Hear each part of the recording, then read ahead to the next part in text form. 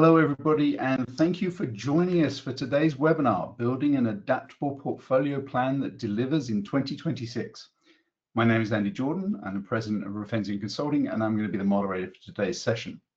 I'll introduce our three panelists in just a moment, but before I do, just a couple of admin things that I need to run through with you. First of all, we are recording this session, so if you miss anything, you want to go over it again, or you want a colleague to listen in, you'll get an email within a few hours of the completion of the webinar, which will have details in it of how to access the recording. That email will also include details of how to download a copy of the slides. So if you want to get a copy of the content, you'll be able to get that from the email as well. We will have time at the end of our presentation for some questions, and this is going to be a very interactive discussion between our panelists, so there may be a number of topics that do generate some questions, so please feel free to put those into the Q&A console in GoToWebinar, and we will get to as many as we can before the end. We won't lose any questions. If we don't have time to do all of them live, still put them in, and we'll make sure that we pass those on to our panelists.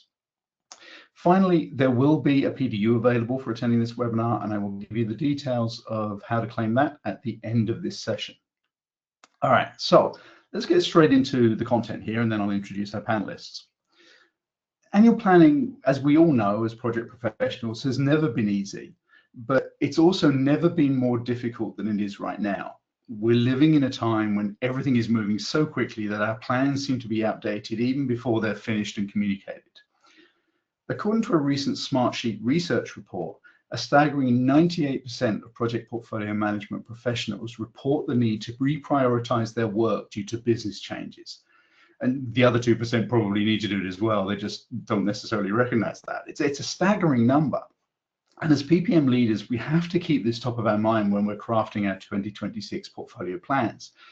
We have to ensure that they're built to withstand constant change by maintaining continuous alignment with those ever-shifting strategic goals. And we have to do that in a way that doesn't burn our teams out, that continues to maximize resources and efficiencies, and that regularly delivers and demonstrates measurable impact to the business. That's not easy to achieve. And that's why we've invited a panel of experts to walk us through their experiences and advice.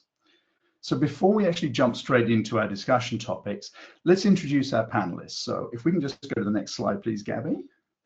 And I'll get Pamela, to introduce herself first, as she's the first one on the list. Thanks, Andy. My name is Pamela Clapp. I'm the manager of IS Standards and Performance at Memorial Health in Central Illinois. In plain terms, that means I own enterprise-wide portfolio management and project governance. I also lead quite a few IT optimization projects. So really, I'm just trying to help us focus on the right work and getting the most value out of it. Thank you so much, Pamela. AJ, you're next on the list there, so I'll let you go next. Thanks, Andy. Hi, everybody. I'm AJ Soll. I'm the co-founder of a consulting company called ImproveComp. My background comes out of government. I led operations, strategic initiatives, technology implementations for a long time in government, and then I led change management and strategic initiatives at a Fortune 25 insurance company. Now I consult around process improvement, efficiency, portfolio management, best practices, and strategic initiatives. Great to have you with us, AJ. Great haircut, great initials. Couldn't think of a better person. Although we did save the best to last. Sterling, over to you. All right, good morning, good afternoon all. My name is Sterling. I work here at Smartsheet. I lead our strategic transformation team. And when you think about those large enterprise-wide cross-functional initiatives tied to our strategic goals, tied to our portfolio, that's the type of work that my team engages in. Perfect. Thank you so much, Sterling. It's great to have the three of you here. We have a lot of material to get through, so I'm going to jump straight into the first discussion topic. And we're going to start by looking back at the 2025 planning process. If we can go to the next slide, please, Gabby. And Pamela, I'll start with you on this one. Was there anything that did or didn't work well for you for navigating the disruption of 2025? And how do you plan on recreating that approach this year or enhancing it? Anything you're going to stop doing? What's happening this year, Pamela?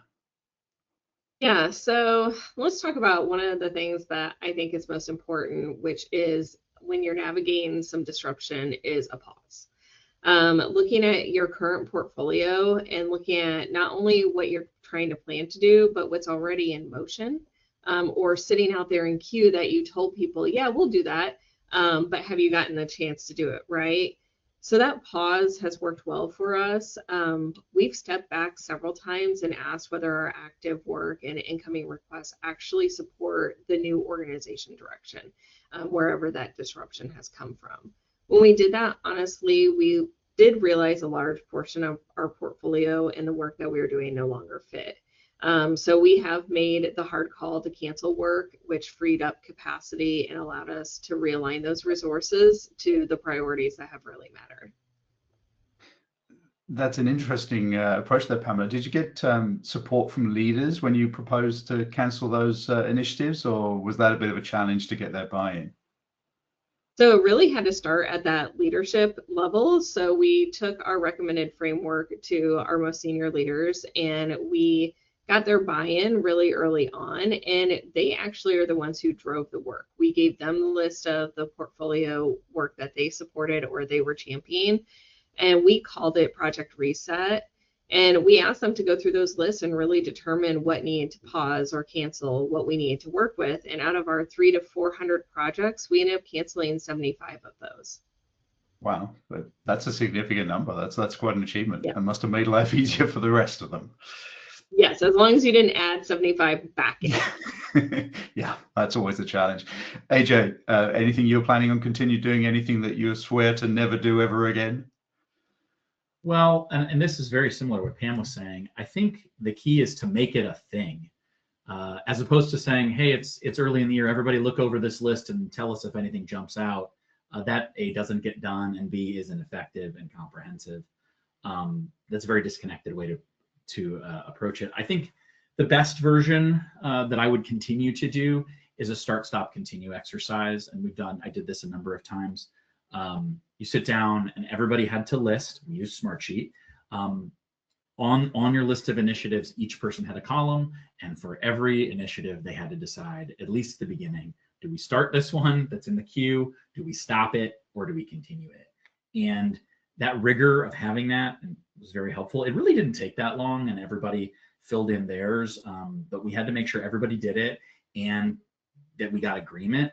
Really on your top 10%, your bottom 10%, everybody agreed the middle is where the discussions had to be.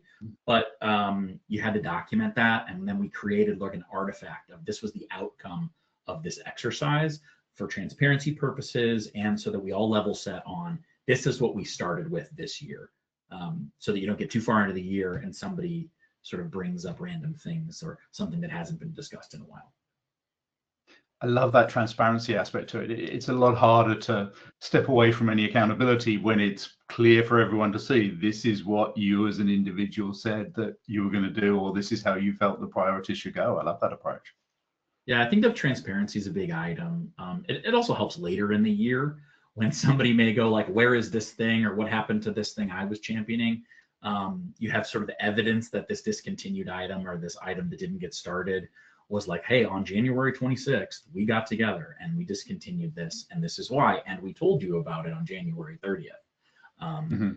If you have great discipline, and my organization didn't, various organizations I've worked for, we didn't, so I wish we would have, but you'd really like to do this twice a year, maybe beginning of your year, maybe it's calendar, maybe it's fiscal, whatever, maybe it's federal, beginning and midpoint, or if you really could do it quarterly, that would be best. But I mean, even getting it done once can be a challenge. So having that discipline is the goal. And you'll probably find it's easier in the future to accelerate the cadence of that because you've done the hard work of getting people to buy into the process. Sterling, what about at Smartsheet? How do you go about doing this? Anything that you're looking to leverage from previous years? Anything that you're looking to move away from? Yeah, so one of the lessons learned from last year that we want to kind of carry forward is really challenging assumptions on dependencies and cross-functional support up front, right? So we don't want to get into a space where we're building these, wonderful strategic plans with the assumption that, oh, IT, they're going to build this integration for us, or BI, they're going to build this data pipeline without actually validating that that's going to be the case, right? And so you don't want to get a quarter into the year, you're deep into execution, all of a sudden you got to stop and start and reshuffle resources because you didn't align that, dependency or that support up front. And so, going into the year, it's really, really important to challenge those assumptions up front as you're building the plans. Are my cross-functional partners bought in? Are they on board? Do they have those resources available when I need them 3, 6, 9 months down the line? So again, just really challenging those assumptions and making sure we're all working towards one cohesive plan, maybe in our own verticals, but we all connect together and we're supporting each other throughout the duration of the year. Excellent. I see a consistency across all of your responses, that it's about looking back, learning, adapting, adjusting, and being prepared to continue adapting and adjusting going forward. And I think there's a key message there for our audience, that the world's not standing still, so our plans can't stand still. We have to be willing to adapt and adjust on the fly, even if that's not the easiest thing to achieve. Well, and one to add, jumping on that, Andy, I mean, the world is more distracted than ever. I can firmly say, I don't know that like humanity has been this distracted ever. And discipline is hardest when you're distracted and divided attention, divided across time zones, or if you work at home or in an office or there's hybrid, the rigor of all these things is like harder than it's ever been. And the demands are the hardest they've probably ever been. I'm sure every generation thinks they've had it the hardest, but I'll claim that whoever's working today has the hardest. So having that structure in place is, I think, really helpful when you have all these different factors going on. And so like getting those frameworks and getting everybody to do the work in those frameworks is where you can really get more productive. Yeah, absolutely agree. Although I think I have it harder than you, AJ, you know, and just putting that out there. But I think the other thing we have to bear in mind here is that these current working environments weren't planned. They all started because of the pandemic. And we didn't exactly have time to plan a nice approach to that we knew would work, and we tested it. So we're still learning and adjusting, and we've got to be willing to adjust and adapt as we go, because it's a pretty good chance that we didn't get it perfect the first time around when we only had 2.5 days to figure it out. So, all right. Of course, if you don't get the input from the people doing the work, then that makes it even more difficult. If you do, so much easier. Okay, let's jump to our next question, please, Gabby, because we do have a lot to get through. And this one's a pretty simple one. I think we might have gone one too far there, Gabby. There we go, that's it. So what frameworks help us evaluate the strategic objectives and actually turn those into executable initiatives? Are there frameworks that you use so that you can elevate your strategic corporate objectives? How do you do this? How do you go through it in your organization? AJ, let me stay with you for now and get your thoughts on that one. Well, I think a singular metric is ineffective. A lot of times you hear the first pass is a t-shirt size or a pizza box sizing, you know, small, medium, large. I think that's ineffective and can be a kind of a time suck. I found through a variety of years as a leading portfolios is that like a multifaceted framework is really helpful, like getting a final score that gets you more specificity beyond small, medium, large. The other problem is you fall into this trap of like, well, everything's important. We wouldn't be doing it if it wasn't important. And I know some of my former colleagues from one large company are on here, so they've heard this before, but like at one point we joked about if everything's on fire, then are we just using like a jalapeno score? Like, oh, this is 3 jalapenos of heat versus 11 jalapenos of heat. It's all on fire. So it's in an ineffective way. I think the best one, or so the one I would advise to use, is you define categories to look at your initiatives. And you maybe, you know, if you think in spreadsheets like I do, your rows are your initiatives, your columns are all the different things that help you score and prioritize. Things like, is it a board priority if you work for a company or an organization that has a board? Is it a savings initiative, and maybe how much? And there's a weighting to that. Or is it if you're building products, is it a customer commitment? Like we have contracts we were supposed to deliver last year that said we needed this product. Whatever the organization values, and every category gets a score or different sorts of scores. And then at the end, you end up with a number that helps you prioritize like in a hierarchy. And there's somebody out there thinking, right, but like I work somewhere where we can do all that, and then somebody comes up with a wild card that's like the CEO demanded this, or we promised this to a loud customer and now it's coming back to bite us, or there's litigation, or there's a regulation. And I think you have to have that wild card category all the time. That's how businesses run. So you run through that exercise, maybe have a small team or leadership team that scores all those items, and you see where it comes out, and then you take it to your SLT or whoever it is, senior leadership team. Here's the top 10. Do you agree? generally, from what I found, people agree to like the bottom and the top. The middle is hard. They might want to change 6 to 7 or something like that. But I mean, having that hard score of this is what we did and this is why we did it is very helpful, as opposed to saying this was t-shirt sized as a large. That's just not enough. Yeah, that makes a lot of sense. Pamela, you were nodding throughout AJ's response. I'm guessing you're not going to violently disagree with him.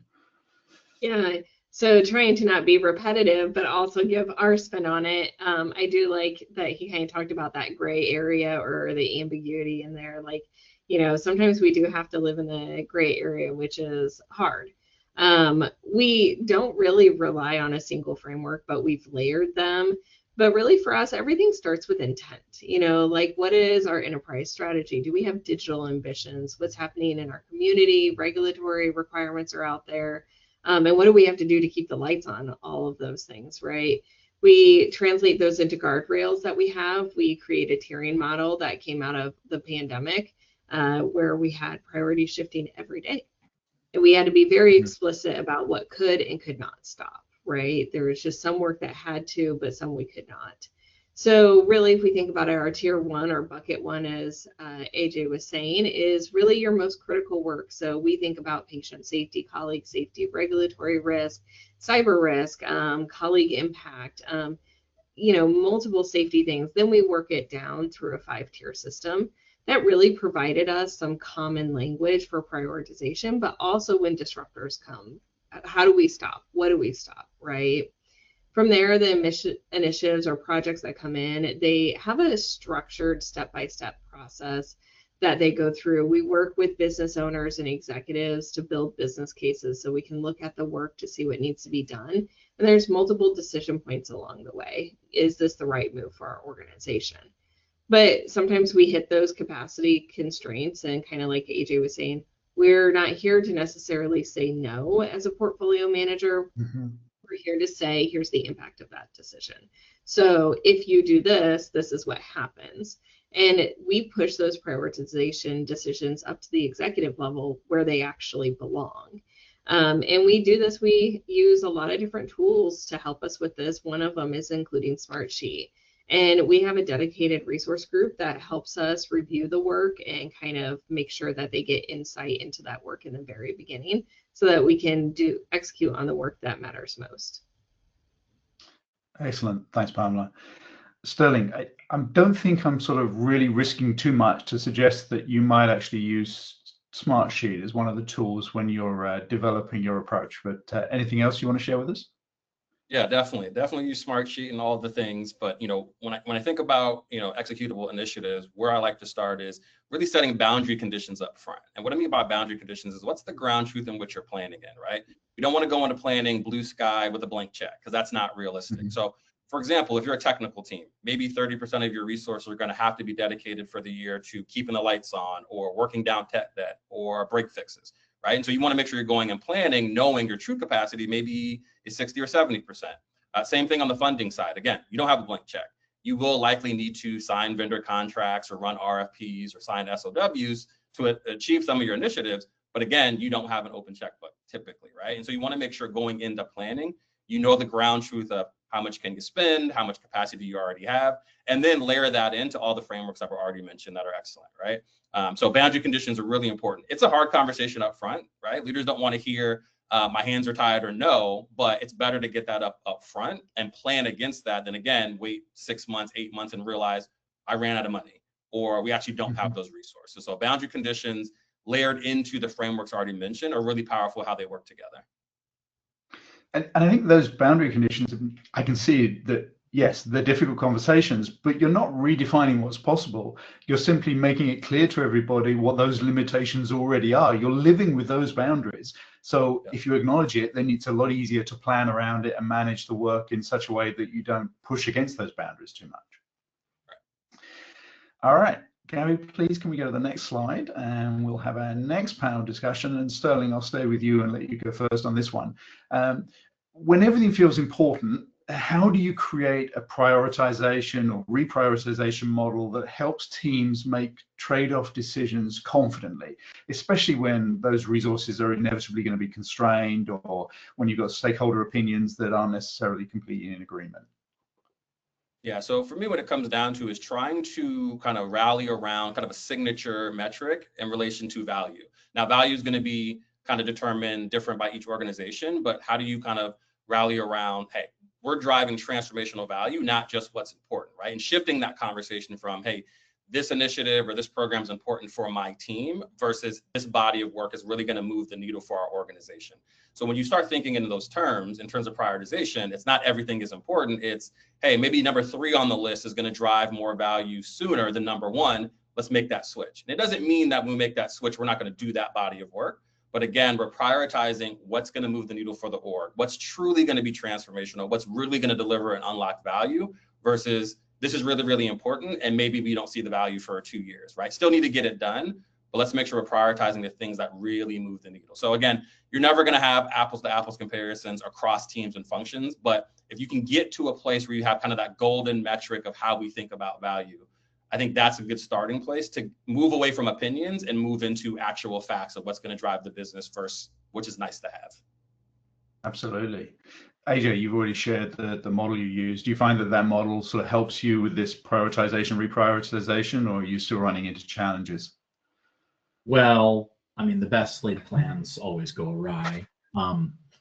Planning is so important, but the plans are worthless, which that's definitely a misquote, but it's what Dwight Eisenhower said. Should have said.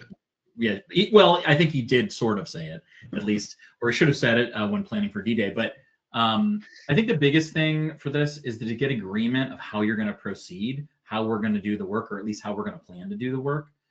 If you get halfway through that prioritization exercise and then somebody, and this has happened to me, somebody goes, well, shouldn't this have 4 categories? Like, shouldn't it be small, medium, large, and extra large? And then A, that's a time waste because the difference doesn't matter probably. And also you're just like, you get into this and then you start challenging the little components and the pieces, and it disrupts your getting to that end prioritization. You can't execute that way. And so like, if you think about like a mental model, like we're all taking a trip together. First, we have to decide how we're going to take it. Like, are we going to take a ship or an airplane or whatever? And then like, you got to convince everybody to like step on the ship so that it can go somewhere. I think the first part though is getting everybody to agree that this is how we're going to do it and that this is the method and the model we're going to use. And that'll often get rid of some of those downstream disagreements. If you don't square that away first, then they're more likely to complain partway through the process of like, well, didn't you think about these other things? And that distracts. You're bringing back some terrible memories from 20 odd years ago for me, where I was working for a startup division of a large organization. We went from like 2 people to 150 people in about 3 weeks. And we were trying to prioritize all the things we had to do. And this was actually around risks, this specific example, but we're going through and had 3 different categories for how we were sort of assessing these different risks that we needed to deal with to start up this business unit. And the CEO partway through the process came down and said, you know, I think we should be doing a cube root analysis of these 3 factors. And I mean, aside from the fact that half of us just sat there going, I don't think I've got that on my calculator, but you know, it's like, really, cube root analysis? What's the point, AJ? Is that really going to help? Some of, if I've worked with some folks that I know are logged in, but like, it used to be a sign back here that said, does the difference make a difference? And I think that some of this prioritization, like you have to be careful not to over-index on it, and which might sound like I'm, beating up on my own advice, but the exercise is very valuable. The planning is very valuable, but like once you get directionally correct, you should be ready to say like, okay, this is as good as it's going to get until we redo this next quarter or until the next big thing changes. And so always keeping that in mind. And some of you who work in efficiency worlds of like, the difference doesn't change the endpoint all the time. And so like your example, Andy, like doing a cube root, would that really help? Does that difference make a difference? And sort of poking at your own framework and saying like, yep, this is good. This is going to be directionally correct. Our top 10 things, or if you have a backlog of 300 things, and you're only going to work on 50 this year, prioritizing the bottom 200 doesn't matter. So like, does that I've had this discussion. Yeah. Can we prioritize the whole list? Can it just be like, this is all just extra stuff we're not going to do? So the difference doesn't always make a difference. And I think you have to be questioning that a lot. Where were you 25 years ago when I needed you? I look just like this. Me too. Pamela, save us. Your thoughts on this one? Well, I also like that sentiment because I think also making something complex doesn't make you be able to prioritize it better, right? But I agree with everything you guys have said. It's not just about that prioritization. It's about making those business decisions about what's going to move you in the right direction that you need. And it really does help to have a group come together that shares that common goal, right? To make those decisions. Like AJ said, most people do agree with what the top and the bottom is. It's that middle that's messy. And I think what's key is you want the people in the room too who are going to speak to the importance of the initiative, be the people who are really there to champion it. They should speak for it, not someone else on their behalf, because they're really intimate with that, what needs to happen. And then, like you talked about, having that strong methodology or scoring system already tried and trusted and to stay focused, right? So whether or not you need to do kind of an early kind of test of it, put some of your work through it, see how it pans out, make sure everybody agrees with what it's doing so you don't get everything clumped together. But then it really depends on the level of request and where the prioritization needs to happen. If you can prioritize within one leader's set of requests, then you can do that with that leader, right? Or if it needs to be an enterprise level prioritization, then you can pull all the leaders together, but it really matters to do it to the right audience so that you're not using resources to do this that aren't needed, right? Absolutely. All right, let's move on to our next question, please, Gabby. And Pamela, I'll stick with you on this one. How do you prevent teams from jumping into the tactical work while they're waiting for that strategic clarity to come down? And what advice would you give for continuously maintaining the transparency and alignment across the full portfolio of work throughout the full business cycle? Yeah, so I would say that teams are going to jump into the tactical work, and sometimes that's okay. While they're waiting for clarity, they can get something else done, but it's hard to prevent them from doing that. But what I see happens today in absence of that strategic prioritization, whatever or whoever is making the most noise, whether they're calling you, messaging you, using Teams, using Slack, all of those things, they're the ones who are going to get the work done if there's no strategic focus. So you have to have transparency coming out of these decisions, right? Dashboards, reports that everyone can get to and see. There's no guessing what the priorities are. We use tools for dashboards at all of our organizations. Smartsheet is one of them that we use to create that transparency of what we're working on, what's in progress, what's being requested. We personally also have a resource council that is actually like 15 different resource groups that come together bi-weekly to discuss what's coming in and being asked so that they can bring up prioritization issues really early on in the process at closer to ideation, right? And so that's kind of how we've worked with it. Excellent. I think you make a good point there when you say about people going to work on the stuff that makes the most noise. It's exactly that. People aren't going to sit around doing nothing while they wait for decisions to come down. So it makes it even more important to make those decisions and communicate those decisions quickly, because otherwise you're spending a lot of time doing stuff that people want but don't necessarily need. Right. Without the strategic focus, people are going to do work, right? It may not be the timeline that you need the work done or in the order you need it done, but they will work. So you need that focus. Absolutely. AJ, your thoughts on this one? I'll default to communication, which seems like a cheap answer, but like everybody says, the communication is so key, which it is, it's true. But the key is communicating not only like up and to your leadership or to your senior leadership, wherever you are, but to the people that do the work. And it's not only like what the outcome is, but it's walking them through that cycle. So this planning event is happening. Tell them, like, here's the date. A group of people are getting together in New York or Chicago or Dallas, whatever it is, or online, and they're going to work on this, and there's going to be an outcome.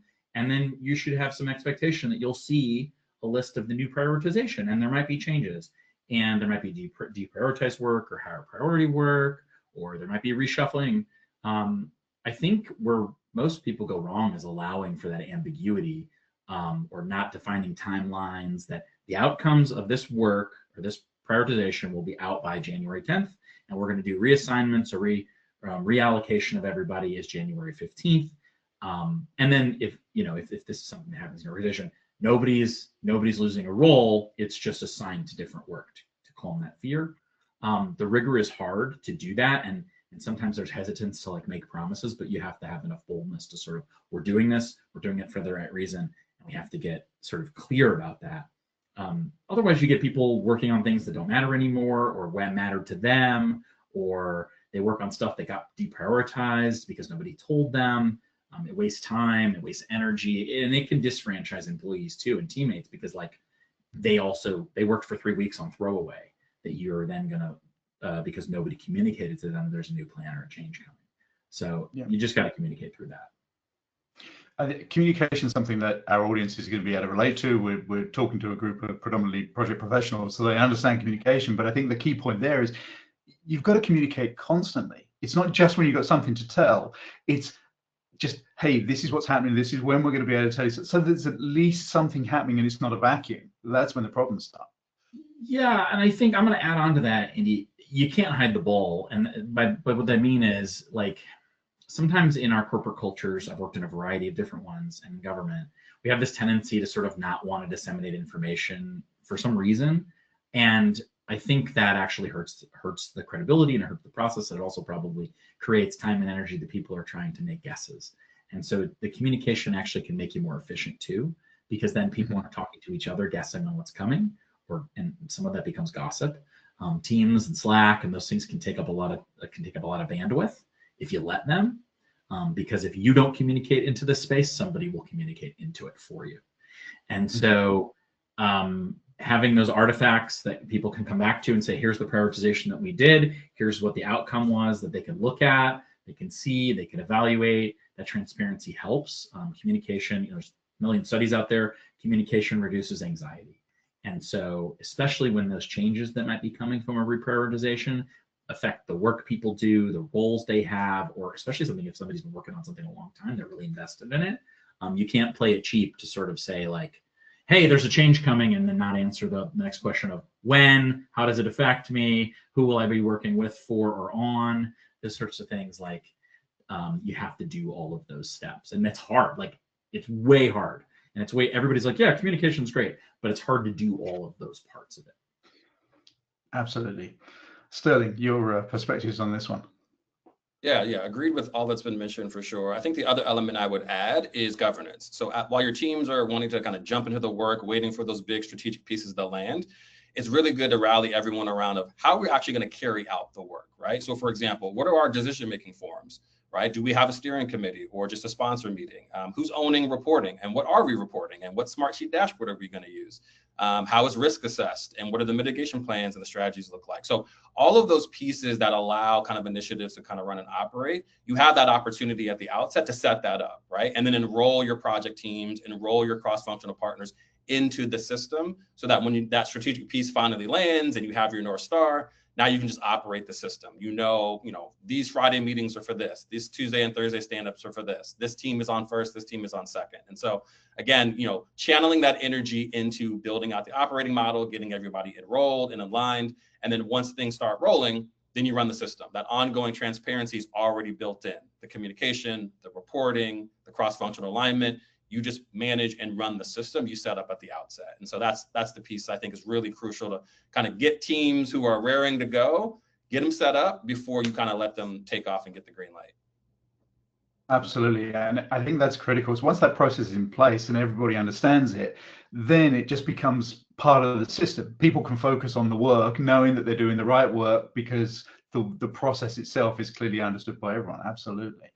All right, we have a couple more questions to go, so I'll get Gabby to go on to the next question. And while we're doing that, just a reminder for everyone, if you do have any questions for our panelists, please throw them into the Q&A section of the GoToWebinar console. We will get to as many as we can. We're going to have time for some questions, so that's coming up. All right, Sterling, I'll stay with you on this one. I'm sure that the audience was expecting something on AI, so we're not going to disappoint them. Where do you see AI providing the most meaningful improvements for portfolio planning? Is it going to be in forecasting, scenario planning, risk detection, something else, or the above? What are your thoughts from a Smartsheet perspective and your personal thoughts, Sterling? Yeah, when it comes to AI, I think there's a great opportunity around kind of resource dependency planning and sequencing, right? So it's a lot of the manual work we do today, right? Who's on first, who's on second? If this project ends 2 months early, how do we shift all of that? It's very manual. Great to use Smartsheet to do that, but I could see AI playing a really big role in kind of just automating that, synthesizing that work. Now, the caveat being AI is only as good as the data it's trained on, right? And so it's very important to make sure that whatever data we're using is very clean, it's very understood. For example, when you think about capacity, are we measuring in FTEs? Are we measuring in hours? Are we measuring in weeks? The other nuances that we understand that AI may not understand is an engineer is not a PM is not a BA is not a tech. So when you talk about resources, it isn't just a number of hours, it's also the skill set and the discipline. So I think AI can unlock a lot of things there and really streamline and improve those processes around aligning dependencies and sequencing. But again, it's really important that the data that we're using is clean, the inputs are understood, and we're not just kind of setting it and forgetting it and let the AI create whatever it wants, but we're being really, really tactical and explicit about what we're asking it to do and what data it's going to use to be able to do it. I'm going to just say, I think Sterling has a great point there. The person operating the AI does matter, though. I think sometimes, I don't know if anybody else feels like this, there's like a vibe out there that like, oh, the magical computer can do anything now. And so you just like any human could sit behind and prompt and it'll just, everybody is Picasso or whatever, or whoever, everybody's Mozart or whatever those great folks are, Wayne Gretzky or LeBron James or whoever the perfect people are. And I don't think that's true yet. Maybe someday, like maybe in our lifetimes, it will be that anybody can sit down and be Picasso or anybody can be Mozart, whatever. But I don't think we're there yet. And I think that, if we get specific here to like portfolio and project management, I think that the AI is not ready yet, at least from what I've seen, to ask the right questions and to give you all the right answers, to Sterling's point about focusing on or what metrics are we using, what skill sets are involved. If you don't prompt it the right way and shape the direction, you won't get something at the caliber that you want, or there'll be gaping holes. I don't think it's the models that are wrong necessarily yet. I just don't think they're mature enough to do all of the things that we would want them to do. I think you still need a human steering. I'm not old-fashioned by any means. I'm a technologist, but like, I think we're not quite there yet. I think the person prompting still matters. Mm-hmm. And I think to your point about needing the right person to do it, not only are you not going to get the right information back if you don't have the right people asking the questions, you're not even necessarily going to recognize that it's not the right information that's coming back because you don't have that experience. Same thing with the data. Everybody knows if they've got gaps in their data. They don't necessarily know whether they've got good data or garbage data because it's not that level of expertise. Yeah, and that's the problem. Bad data is going to be amplified just as much as good data. So we really still are in that place that human judgment still matters. I mean, I'm sure many do. I use AI every day, but frequently and multiple times a day, I have to stop and say, hold on, you missed this part, or hold on, you missed this. And of course, the AI is really nice to be like, great point, AJ. And I'm like, great, but I wish you would have gotten that without me telling you. That I had to remind the AI to do this part or modify this thing. And I think that's just like an indicator that it's not quite perfect yet. It's not there yet for all of the things. So it may be that the people aren't quite good enough yet at prompting or the way it's trained, but we're not quite there yet. Absolutely. I think people can use the technology, imperfect as it is as well, to help them with that prompting, right? You can ask the tools sort of, if you need more information, tell me what else you want, or tell me how I can guide you to give me a better response. But people don't think about that. I think many people are still early on in the prompt building and thinking about multidimensional prompts and how, and personas and how they should build prompts. And I think also the models are still coming on. We've seen so much progression in the last 12 months alone. Like both sides, sort of the humans that are doing the prompting and the models everybody's using, they're both advancing. And so it's just a matter of getting through some of these early days. But here we are at a situation where I think like with portfolio and portfolio management, project management professionals still have a key role here to like be those people that go, well, what about this one thing? Or have we investigated this other part? We can't just rely on the magical computer to do all of that for us. Mm-hmm. Absolutely. Pamela, you're in a unique situation amongst the four of us. You're operating in healthcare in a highly regulated environment. So how does that impact how you're thinking about AI, how you use it, and the caveats that you maybe need to apply. Yeah, you're right. There is a lot of governance and regulation in healthcare, and especially around AI, and regulations and stuff are just being created, right, for it. But we're no exception to that. And healthcare is being using AI in the clinical side, and especially the back office end as well. For me, selfishly, on that portfolio management side, yes, what we'd like to see come out, and it's that dependency side. It's scenario modeling. If we pause X, what happens to Y? If something runs 2 months late, what does that do to the downline resources? Multiple scenarios, making it easier for us to make decisions. Right now, that's all done through our human capacity, right? We do it ourselves. But unfortunately, the caveat I would add in there is bad data equals amplified bad data. It's the same as we have it today, and it will be with AI as well. So you still have to deal with the capacity to put in that data. AI also isn't going to own our decisions. It's going to support them, hopefully, but we're still going to need those governance processes that you guys have talked about to make the decisions based off of those AI recommendations. I don't think we're at a place yet where we can say AI is going to tell us this is the decision you should make. We're going to need that human judgment, and it's going to take a lot longer for us to even trust that AI judgment than even if they get the capacity to do it. I do prompt AI with a lot of caveats. I put a lot into it. I talk to it. I say the things to it, and then I validate it. I actually was playing with one a couple weeks ago that's still, kind of being built, and it surfaced the actual risks that we had. And I was super excited about it. But again, still validating it, right? Like, I just wanted to see would it come out with those same risks, and it did, and that was exciting, but still validating. Absolutely. And I think that AI is still very focused on efficiencies right now. As soon as we can make that big step, and it is a big step, to get to the point where it can consistently contribute to effectiveness as well as efficiency, I think then we're going to be able to see the true value of it. All right, let's move on to our final discussion topic. Pamela, I'll start with you on this one, as you just been speaking. Are there specific KPIs, key performance indicators, or any other leading indicators that you've found helpful in providing portfolio impact early and often, long before the final outcomes or the returns on investment can actually be delivered or measured? Yeah, I think it really depends on the scope you're looking at and what point in the process you're looking at. Again, I'll relate it back to some of the work that I do in the portfolio planning. And I look at things like the trending data for our portfolio. How is it growing? How is it shrinking? Are things delivering on time?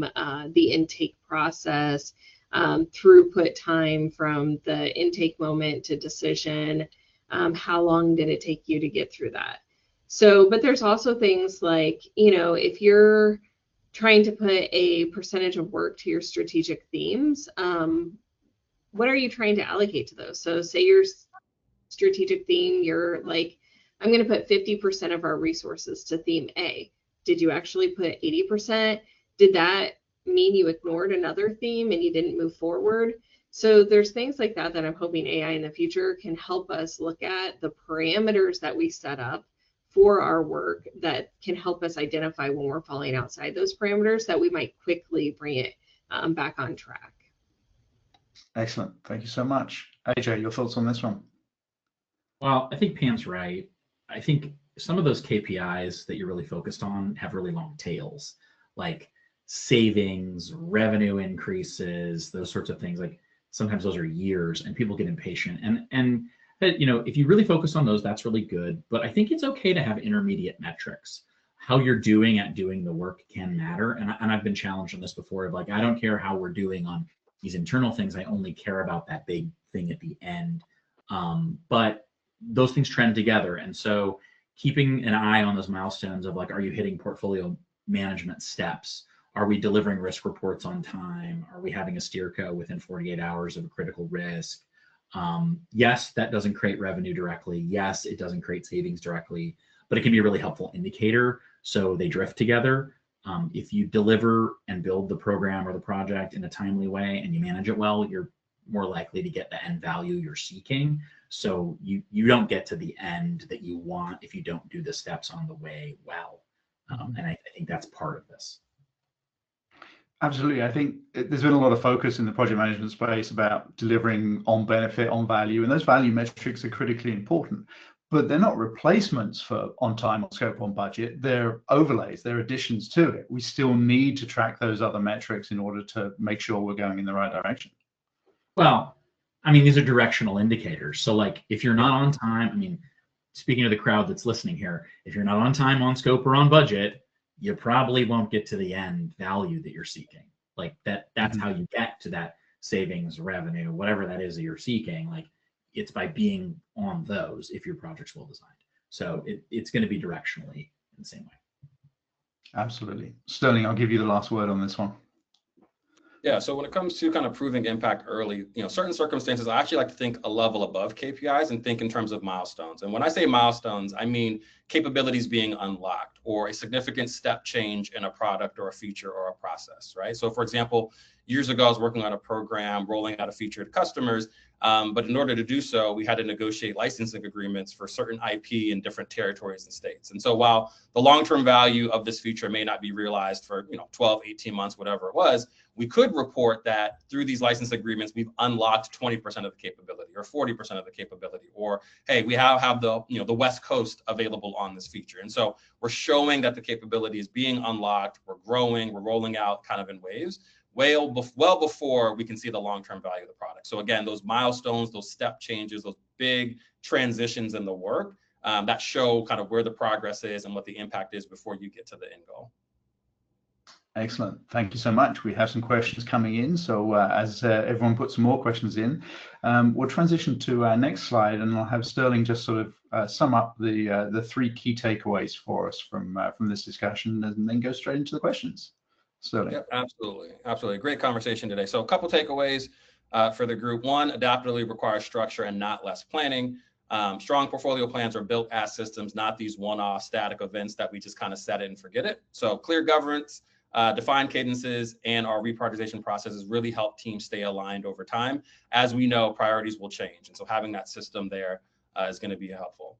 Second, effective prioritization depends on visible trade-offs, right? So when everything is high priority, nothing is high priority. I think all of us have felt that pain before. So having those frameworks, having transparent scoring and understanding what we're doing, and having real tangible conversations on what trade-offs actually are and the impact are going to be really, really critical to effective prioritization. And then the last one, AI metrics amplify human judgment, but they do not replace it. So the robots will not be replacing us, right? There are tools that we can use, AI dashboards, they improve our visibility, they help with our sequencing and our risk detection, all of those wonderful things, but human judgment has to stay at the center, right? And so leverage AI, leverage the tools, but keep the human judgment at the core of what you're doing. Absolutely. All right, let's get straight into our Q&A. We do have a number of questions. I'll throw this first one to you, AJ, and then Pamela can come in and correct all the things that you say wrong. Yes. So how do you manage when you've got leaders who are incredibly slow at making decisions and giving you that direction that you need in order to have something to communicate to the teams? How do you deal with that sort of frustration and maybe educate leadership on how to be better leaders? I think, and so, there's some folks out there that are shaking their heads to this. I think that instead of asking for where to go, say where I'm going and get approval, or go even without the approval. I'm a forgiveness, not permission kind of guy a lot of the time. And I think when it comes to frameworks and the kind of work we're talking about here and portfolios, like you have to just keep moving sometimes. And so say like, if you were to ask somebody, maybe you're asking your C-suite or your senior VP of like, this is the framework. Instead of saying, what framework should we use to do our prioritization? I would say, I'm going to build the model of the framework or the one I've used before, or get the team to put something together. We'll do it together. It's like, this is the framework we plan to use. And these are the 5 steps we're going to go through. Any feedback on that? Just because it gives them an opportunity to dig in. Also, if you give people a white piece of paper, a blank wall or something, it's really hard. Like if you give people that blank whiteboard, it's like super hard for them to answer. If you give them a bunch of stuff on the paper or the electronic paper and say, how do you react to this? You probably get an answer better. I worked with a great executive for a long time that, you know, if you were to give her a really blank piece of paper, it'd be really hard. But if you give her like, here's what we're doing, she'd give you helpful feedback. So I think part of it is sort of knowing those folks aren't bad people, but they're overwhelmed. They have too much input. They have too many stimuli, frankly. And so if you can give them something to sort of react to, you can get out of this trap of like always waiting for the boss, as opposed to like, we're going to keep progressing. This is what we're doing. And then they can help you shape it along the way. It's also better that way too, that you don't come out on the other end with something and then they take you all the way back to square one because they didn't see it in progress. So it's like, you know, the classic example of like somebody asks you to build something and it's cars and they think they asked you to build a Chevy Malibu. You thought they wanted a Chevy Silverado, and then you end up building the Corvette and nobody's happy. And so like, it's better to check in on that along the way too. Not sure about the statement there about nobody's happy with a Corvette. I find it hard to disagree with you. Pamela? Yeah, no, I completely agree with AJ on that kind of way to build those processes and bring those leaders along. I'm thinking about the question in the way, like maybe you presented them 3 different scenarios for prioritization, right? And they're not making a decision, it's delaying things, and you need that decision made. When I put on my coaching hat, I really think about sitting down with that leader and letting them know the cost of kind of that inability to get that decision made in a quickly way. Like, what do you need from me to make that decision? Is there something that's hindering from you doing it? But here's the cost of the organization because we have not made that decision, right? Whether it's contract costs, whether it's delay costs, we have additional labor, we have people that we hired who are now not working on things, like whatever that is. But I think you do have to have a honest conversation with the leader that inability to make the decision does have downline effects. Mm-hmm. And leaders don't want to be difficult. They don't want to cost the organization the ability to succeed. It's just needing that guidance sometimes. Excellent. There was a comment that came in from the audience while you were answering. It's not like marching a linear path. It's more planning to navigate a flowing river. You have to be ready and plan for adjustments and do responses. I think that's great. I couldn't have said it better than myself, so I'll just steal that comment going forward. So thanks for the comment. Hoya is now mine. All right. I'll throw this one to Sterling, as you got away with having to answer that last one. How do you deal with idea owners or proposal owners who maybe don't have a particularly objective or accurate view of the impact that their proposals might have, and they're sort of overplaying their hand a little bit? How do you balance that off when you're trying to build a portfolio? Sure, it never happens at Smartsheet, Sterling, but yeah. Of course not. You know, I think one is grounding, and this is for those folks and all folks, is grounding in the business case. Like, let's keep it real simple. Why would we do this? What's the impact? What's the risk of not doing it? Answer those 3 questions. And I found over time that a lot of the conversation stops there, right? It's less of, oh, this is a good idea, we should do this. Well, why should we do it? And what happens if we don't do it? And it's not a gotcha moment. It's not to paint someone in a corner. It's to really kind of put the onus on thinking through it back on the initiative owner or the leader, right? We can argue all day on whether or not we should do this and why it's important, but tell me what happens if we don't do it. What is the actual risk, the tangible impact? And a lot of times there's not really any impact. It's like, well, no one knows about this feature or no one knows about this process change. So if it doesn't happen, we're not losing anything, right? But just grounding people back in a very simple, why would we do this? What's the impact? If we don't, what happens? And I think that's going to help drive the conversation where we need to go to where, you know, maybe we do need to prioritize this or not. But in, you know, experience in the past, a lot of times that actually kind of stops, in a healthy way, stops the conversation there, because it's going to force people to go back and really think through, is this just a good idea or is this really value add to what we're doing in our planning? Mm-hmm. Absolutely.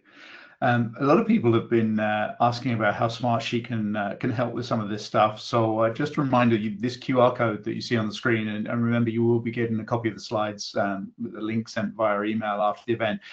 If you scan that QR code, you can learn a lot more about Smartsheet and find out how to get even more information around Smartsheet. So I'll leave that one there as well.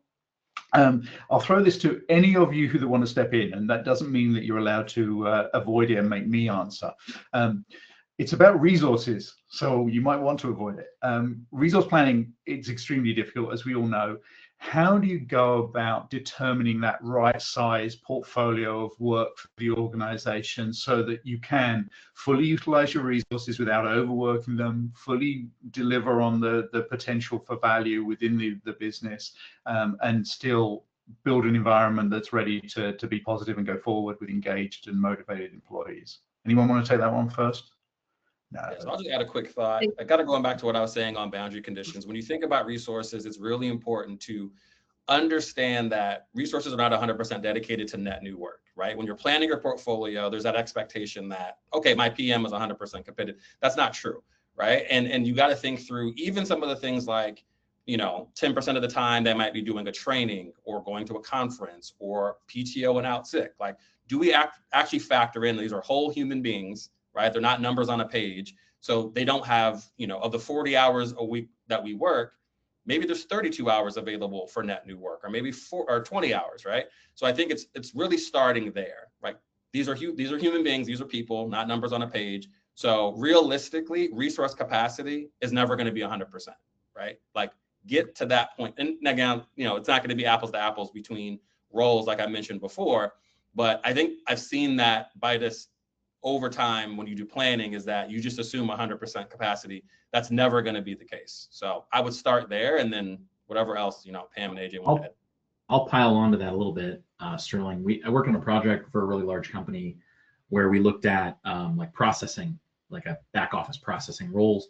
And one of the things that like was never part of the measure was like time utilization, and not like clocking them as much, but it was more focused around the things Sterling's talking about, is like how much time is taken up in that 40 hours a week by mandatory compliance trainings, by your daily stand-up, your midday, looking at, and they were on, they had set breaks, it took a certain amount of time for lunch and certain break in the morning, certain break in the afternoon.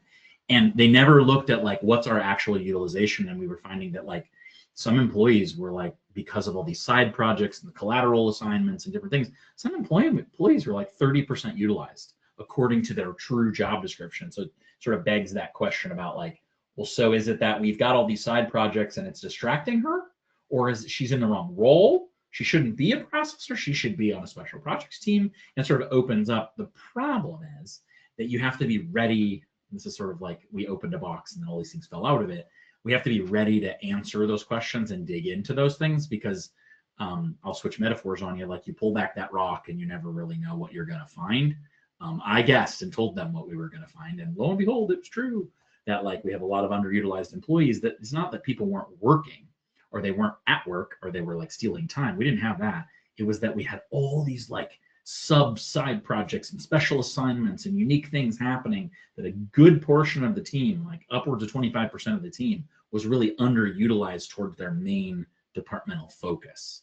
And I think that's because you can't, to Sterling's point, you can't presume that like everybody in this work group is 100% doing this one thing.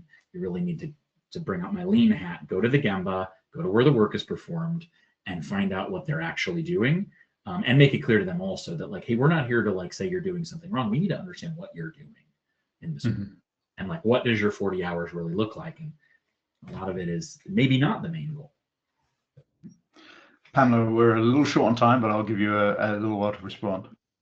I would just say, give yourself some grace. It's going to be a maturity model. So start with what you're actually doing, and then possibly move into what do we have to do, and put that into your resource management, and then go into what do outside departments or the organization need us to do strategically, and use the things that Sterling and AJ also threw out there. But it's going to be a maturity model. It's going to take some time. I've seen some statistics, and nobody likes hearing them, but I've never seen them actually proved wrong, that 15% of somebody's working life is lost to non-working activities, coffee breaks, bio breaks, personal work, whatever. And 15% of what's left is lost to the corporate stuff that you can't avoid. So before you even start, you're down to less than 3/4. No one likes admitting it, but it's reality. And we know it's reality because we approve 80 projects every year and deliver on 50 on them, but say, gosh darn, this year is going to be different. And it never is. All right. Pamela, AJ, Sterling, this has been a phenomenal conversation. I have thoroughly enjoyed it. Obviously, we've done some prep work before this, and every time we speak, I learn more and more from you. So thank you so much. I'm sure it was a wonderful experience for our audience. I'm sorry we didn't get a chance to get to all the questions, and there was just so many of them, I just couldn't get to everything. Thank you, everybody, for joining. Thank you to our panelists. I did promise you information on the PDU. So you can claim 1 PDU for attending this webinar in the business acumen category. It's a self-reported PDU. You don't need a code. Just go to the PMI website and enter in the information that it asks for, and you'll get 1 PDU in the business acumen category. That information is in the email that's coming as well. Everybody, thank you so much. I thoroughly enjoyed it, and please enjoy the rest of your day. Thank you. I think so.